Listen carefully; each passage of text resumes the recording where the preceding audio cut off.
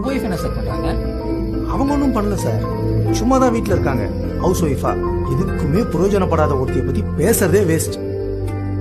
Sir உங்க wife daily காலைல எத்தனை மணிக்கு எழுந்திருக்காங்க? என்ன ஒரு 5 o'clock எழுந்துப்பாங்க. எழுந்ததுக்கு அப்புறம் என்ன பண்ணுவாங்க? எனக்கும் பசங்களுக்கும் பிரேக்ஃபாஸ்ட் லஞ்ச் ரெடி பண்ணிடுவாங்க. அப்புறம் பசங்க ஸ்கூலுக்கு ரெடி பண்ணி அனுப்பிடுவா. அப்புறம் சார்? அப்புறம் என்ன சார், பிரேக்ஃபாஸ்ட் எடுத்து வைப்பா. வீட்டில் இருக்கிற சின்ன சின்ன வேலைங்க, துடைக்கிறது, பெருக்கிறது, அப்புறம் மார்க்கெட்டுக்கு போய் காய்கறி வாங்குறது, அவ்வளவுதான் சார். அப்புறம் சார்? ஈவினிங் ஒரு 6 o'clock எனக்கும் பசங்களுக்கும் ஸ்நாக்ஸ் ரெடி பண்ணிடுவா. அப்புறம் சார்? அப்புறம் என்ன சார், நைட் எல்லாருக்கும் டின்னர் ரெடி பண்ணிடுவா.